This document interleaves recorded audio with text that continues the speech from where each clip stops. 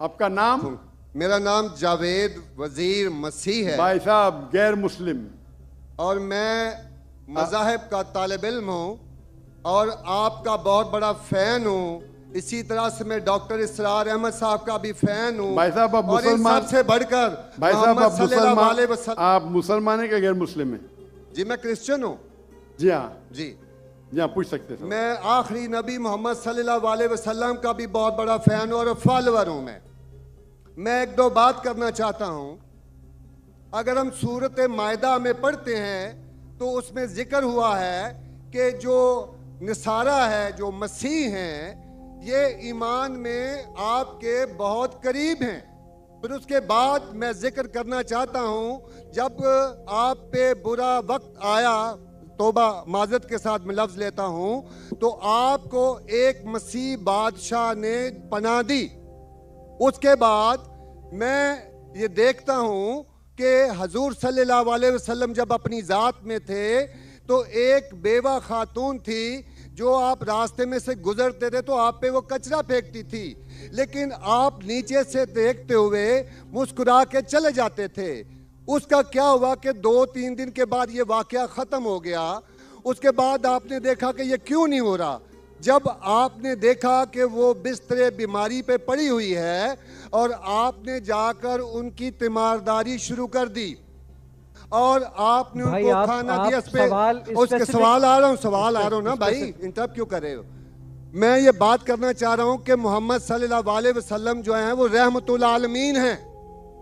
वो जब बेवा ने देखा कि जिन्होंने मुझे भड़काया था वो तो कोई अब उनका पुरसाने हाल नहीं है, लेकिन हजूर सल्लल्लाहु अलैहि वसल्लम नबी कौनो मकान आखिरी नबी जो इस सरवर कायनात रहमतुल आलमीन हैं, वो उनकी तीमारदारी करते हैं। वो आपके इस अमल को देखकर बशरफ इस्लाम हो गई।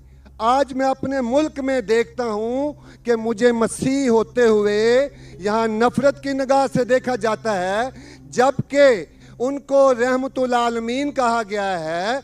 अगर हम अपने मसीहों के साथ वो रवैया नहीं रखेंगे जो हजूर सल्लल्लाहु अलैहि वसल्लम ने रखा है तो वो कैसे रहमतुल आलमीन हैं?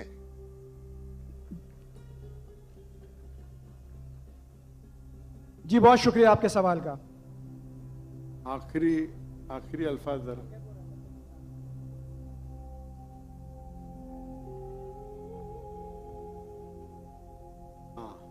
भाई साहब का अच्छा सवाल है। उनका नाम जावेद मसीह है और उन्हें मिसाल दी मोहम्मद सल्लल्लाहु अलैहि वसल्लम जब साहबा ने हिजरत की तो अबिसीनिया के बादशाह ने उन्हें पनाह दी और जिक्र किया एक औरत जो कचरा फेंकती थी। और वो कह रहे कि आज इस मुल्क में मुसलमान उनको नफ़रत की नज़र से देखते, अपने अल्फाज इस्तेमाल की नफ़रत की निगाह से देखते हैं। तो क्यों, जब अल्लाह के रसूल रहमतुल आलमीन हैं तो मुसलमान नफ़रत की निगाह से क्यों देखते हैं?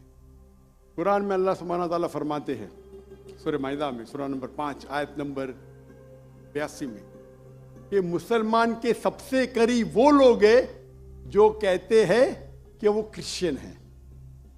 ये कुरान की आयत है कि मुस्लिम से सबसे करीब वो लोग हैं जो लोग कहते हैं मैं नसारा हूं, आई एम अ क्रिश्चियन। ये कुरान की आयत है। और कुरान में 1/3 हिस्सा 1/3 of the Quran, 1/3 of the Quran is address to, मुखातिब है या अहले किताब, या अहले किताब कहो अहले किताब से, यहूद और नसारा से। तो 1/3 हिस्सा कुरान मजीद का तकरीबन अहले किताब से मुखातिब है। और आपका सवाल कि अल्लाह के रसूल रहमतुल आलमीन ने बेशक है, कुरान की आयत है सूरह अंबिया सूरह नंबर 21 आयत नंबर 107 वमा अरसलनाका इल्ला रहमतुल आलमीन, कि मोहम्मद सल्लल्लाहु अलैहि वसल्लम अल्लाह ने उन्हें रहमतुल आलमीन रहमत बना के भेजा है सारे आलम के लिए, सारे इंसानियत के लिए। वो बेशक है, उस पर कई किताब लिखी गई। अगर आपको मुसलमान नफरत से देखते हैं उसकी वजह जानना जरूरी है। मुसलमान तो दूसरे मुसलमान को नफरत से भी देखते,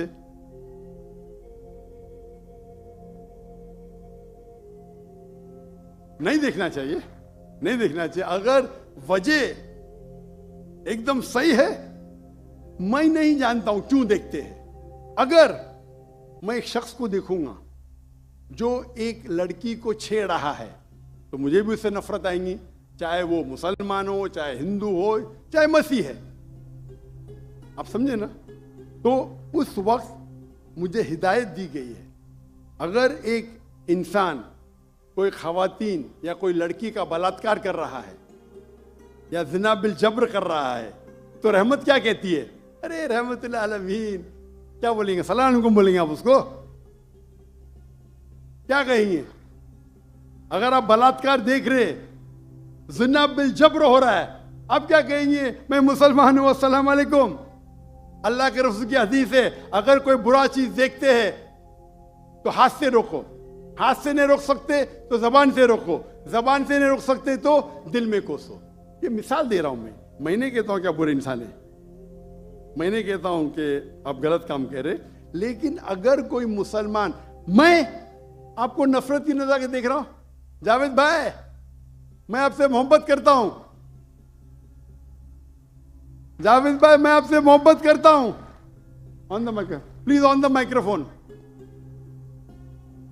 आई लव यू टू। खलास।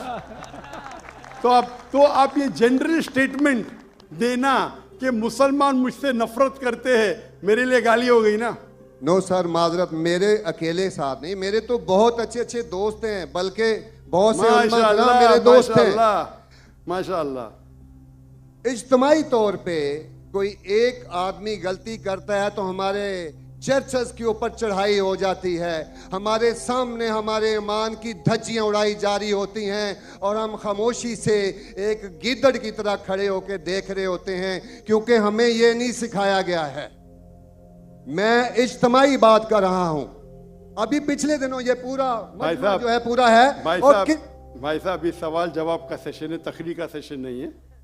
तकरीर के सेशन के लिए आप एक हॉल हायर कर सकते हैं। आपका सवाल आपने पूछे, मैं जवाब दिया। अगर कोई शख्स बिना वजह आपसे नफरत करता है तो गलत है। और कुरान की तो आयत है, जितने भी गैर मुसलमान है सबसे करीब है जो नसारा है। अगर आप कुछ गलत काम किए और कोई नफरत करता है, वो भी कुरान की आयत है। कुरान की आयत है सूरा नंबर 41 आयत नंबर 34 सूरह फुसिलत चैप्टर 41 वर्स 34। अगर कोई आपके साथ बुरा बर्ताव करता है उसका बदला अच्छाई से दो। जावेद भाई मैं आपसे बात कर रहा हूं, अगर कोई आपसे बुरा बर्ताव करता है तो कुरान फरमाते, अल्लाह ताला फरमाते, उनसे अच्छा बर्ताव करो। आपको क्या पता कि आपका दुश्मन आपका दोस्त बन जाएगा। जो कुरान की आयत है सूरह फुसिलत सूरा नंबर 41 आयत नंबर 64। तो अगर कोई मुसलमान कुरान पे अमल नहीं करता है तो वो नॉन प्रैक्टिसिंग मुस्लिम होगा। मतलब हर मुसलमान तो मैं नहीं कह सकता अच्छा है। और अगर कोई एक शख्स कोई गलती करता है, आप जैसा कहे कि पूरे कौम पे चढ़ाव करना बिल्कुल गलत है, ये इस्लाम में भी नहीं है। अगर कोई एक शख्स गलती करता है और वो सजा का हकदार है, उसको सजा मिलना चाहिए। उसका मतलब नहीं पूरी कौम। इनफैक्ट अगर आप हिस्ट्री पढ़ेंगे, आप तारीख पढ़ेंगे, आप तारीख में पढ़ो, चाहे वो 6वीं सदी की हो, 7वीं सदी की हो, 8वीं सदी की हो, आप देखेंगे सबसे महफूज अगर कोई जनरल दीन को फॉलो करने, वो इस्लाम के रूल में, इस्लाम अगर रूल कर रहा है उस शहर को, तो जितने गैर मुस्लिम थे वो अपने आप को महफूज समझते थे। क्यों? इस्लाम में है कि आपको इस्लाम कबूल करने का करो, नहीं करने का नो प्रॉब्लम, एक जजिया दो। ये जजिया कुछ बड़ी अमाउंट नहीं, आपकी इनकम टैक्स से बहुत कम है। जजिया मतलब आप मानते हैं कि ठीक है आपको इस्लाम नहीं कबूल करने का, लेकिन मैं आपके अंदर पना चाहता हूं। तो जिजिया टैक्स आप देते, आप कबूल करते, और जब जिजिया टैक्स देते आपको प्रोटेक्शन मिलता है। इस्लाम में कहते हैं दिम्मी। और आप अगर इस्लामिक शरिया रूल के अंदर गैर मुस्लिम हैं तो मुसलमान मुल्क का फर्ज है कि आपको महफूज रखे, आपको कोई छू नहीं सकता है। और अगर जंग होता है तो आपको लड़ने की भी जरूरत नहीं, बाकी सब मुसलमान को लड़ने पड़ेगा। और जिजिया बहुत कम है, इनकम टैक्स का तो स्मॉल परसेंटेज है। इसीलिए अगर आप हिस्ट्री पढ़ेंगे, जब सलाउद्दीन अय्यूबी ने कॉन्स्टेंटिनोपल पे हमला किया, उस वक्त जो क्रिश्चियंस थे, ईसाई मजहब में कई फिरके थे, ऑर्थोडॉक्स, प्रोटेस्टेंट्स, कैथलिक्स, खुद ईसाई लोग अपने बाकी ईसाई भाइयों से उनका कत्ल करते थे। और जब इन लोग ने कॉन्कर किया कॉन्स्टेंटिनोपल को, तो मुसलमानों पे जुल्म किया। तो जब सलाहुद्दीन अय्यूबी ने कॉन्कर किया, तो ईसाई लोग डर गए कि अभी तो हम लोग की मौत आ गई। तो उनने कहा, मैं सलाहुद्दीन अय्यूबी हूं, मैं मुसलमान हूं, आप मेरे राज में महफूज है। और इतना हिस्ट्री पढ़ेंगे आप, क्रिश्चियंस, ईसाई चाहते थे कि सलाहुद्दीन अय्यूबी रूल करे ताकि वो महफूज हो। तो अब हिस्ट्री पढ़िए। आज मुसलमान को देख के दीन को मत समझिए, कुरान को पढ़िए, हदीस को पढ़िए। और इसमें आप देखेंगे कि कुरान के अंदर किस तरीके से इज्जत दी है गैर मुसलमानों को। दावत दो, कबूल करते अच्छी बात है, नहीं कबूल करती किस पे जोर जबरदस्ती नहीं। अगर कोई इस्लामिक मुल्क में कोई भी चर्च है या टेंपल है, उसे डिस्ट्रॉय करने की इजाजत नहीं, अनलेस वो कोई फितना कर रहा है। ये सब उसूल है। वो फितना कर रहा है तो अलग बात है। तो एक इस्लामिक मुल्क में सबसे ज्यादा महफूज है मुसलमान। और मैं मिसाल देता हूं, मेरी जाम में से आ रहा हूं, मलेशिया में हिंदू 6% है, 6.3%, 6.3% है। आप कंपेयर करेंगे बिटवीन इंडिया, जिस तरीके से इंडिया माइनॉरिटी मुसलमानों को ट्रीट करता है, हम 14.3% है according to the Indian government, वहां मलेशिया में 6.2%। लेकिन जिस तरीके से मलेशिया हिंदू लोगों को ट्रीट करता है, इतने अच्छे तरीके से, इतने उनको राइट्स दिए, ये एक मिसाल है। मैं पाकिस्तान के बारे में कह नहीं सकता हूं क्योंकि रहता नहीं हूं। मैं नहीं कहता हूं पाकिस्तान अच्छा सुलूक करता है, नहीं अच्छा सुलूक करता हूं, मुझे हक नहीं बोलने का क्योंकि मैं जानता नहीं हूं। लेकिन मलेशिया में जहां रहता हूं मैं जानता हूं, इतने राइट्स है उनके पास, इतने हुकूक दिए गए। तो इस्लाम के अंदर गैर मुसलमान महफूज है। सिर्फ फितना नहीं करना चाहिए, कि कुरान कहते हैं फितना इज वर्स देन मौत, कत्ल से और खराब है।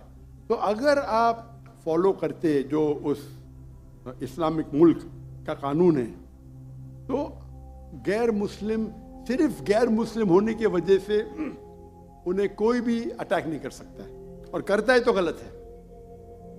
Hope that answers the question. Doctor साहब माशाल्लाह, आपकी गुफ्तगू के दौरान जो पिन ड्रॉप साइलेंस होता है